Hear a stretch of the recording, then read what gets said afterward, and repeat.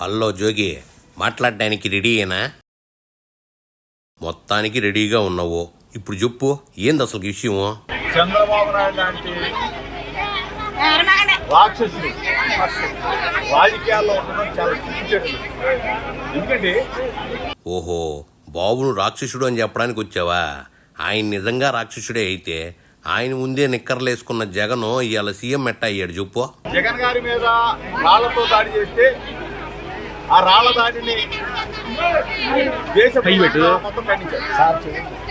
ఈ రోజున చంద్రబాబు నాయుడు నిన్న కొవ్వూరులో మాట్లాడిన మాటలు సభ్య సమాజాన్ని అంటే రాజకీయాల్లో విలువలను కూడా దిగదాచేశాడు. రాజకీయాల్లో విలువలు పడిపోయామని మాకు వివేకమంట చూడగానే అర్థమైందిలే జోగి. నిన్ను చంపితే ఏం చేస్తావని చెప్పి, అంటే జగన్ని చంపితే ఏం చేస్తావని చెప్పి చంద్రబాబు నాయుడు అడుగుతా ఉంటాయంటే అసలు కపడం ఏంట్రా బాబు? ఓహో, బాబు జగన్ని చంపుతానన్నాడని ఫీల్ అవుతున్నావా? నంద్యాల బై ఎలక్షన్ టైంలో మీ జగన్ బాబుని కాల్చి చంపాలన్నాడుగా, దాని గురించి కూడా ఏమైనా చెప్తావా?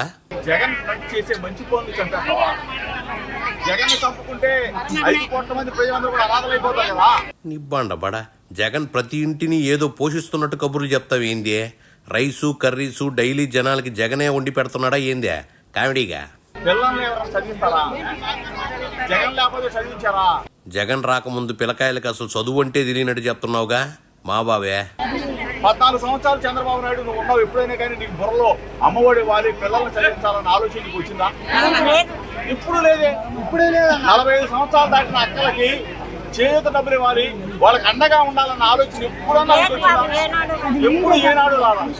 డ్వాక్రా రుణాలు మాఫీ చేస్తానన్నావు, మోసం చేసావు. జగన్ అన్న ఒక మాట చెప్పాడు, ఎన్నికల తేదీ నాటికి డ్వాక్రా అక్క చెల్లెముల రుణం అయితే ఎంతైతే ఉందో అదంతా కూడా మాఫీ చేసి 4 విడతలు ఇస్తా ఉన్నాడు, ఇచ్చేసాడు. పెన్షన్ ఇంటికి పంపిస్తా ఉన్నాడు, రేషన్ ఇంటికి పంపిస్తా ఉన్నాడు. అంటే జగన్ అనే వ్యక్తి లేకపోతే ఈ రోజున ప్రతి గడపకు వచ్చే 1,00,000, 2 లక్షలు, 3 లక్షలు, 4 లక్షలు ఎవడిస్తాడు? అదేదో జగన్ జేబులోంచి సొమ్ము తీసిస్తున్నట్టు జనాలకి కలరింగ్ ఇస్తావేంది? అవన్నీ జనాల పన్నుల డబ్బేగా. నువ్వు ఎప్పుడన్నా ఇచ్చావా? జగన్ చంపుతావా? అంటే ఎంత దుర్మార్గురా బాబు. బాబు ఏదో సరదాగా ఒకసారంటే నువ్వు అదే మాటను 100 సార్లు అంటున్నావేంది? జగన్ ఏమో రాళ్లతో కొట్టించో లేకపోతే పేల్ చేసో చంపేయాలని చూస్తా ఉన్నాడు. ఇటువంటి దుర్మార్గుడిని రేపు 13వ తారీఖున ఎన్నికల తేదీ ఎప్పుడు వస్తుందా? పోలింగ్ స్టేషన్ ఎప్పుడు తెరుస్తారా? జగన్ అన్నకి ఎప్పుడు ఓటు వేయాలా? ఫ్యాన్ గుర్తుకి ఎప్పుడు ఓటు వేసి 5 సంవత్సరాలు జగన్ మా కోసం కష్టపడ్డాడు, మేము జగన్ నిలబెట్టుకుంటాం, జగన్ ఫ్యాన్ గుర్తుకు మేము ఓటు వేస్తామని చెప్పి అక్కలు చేయాలి. అందరూ కూడా పోలింగ్ స్టేషన్కి వెళ్ళి జగన్కి ఓటు వేయాలని చెప్పేసి అహతాహలాడుతూ ఉంటే ఒరే, జనాలు ఫ్యాన్ గుర్తుకు ఓటేయాలని తహతహలాడుతున్నారని ఫీల్ అవుతున్నావా? మొన్నటి ఎమ్మెల్సీ ఎన్నికల్లో గ్రాడ్యుయేట్లు అట్లా తహతహలాడేనా టీడీపీని గెలిపించిందే వెరైటీగా.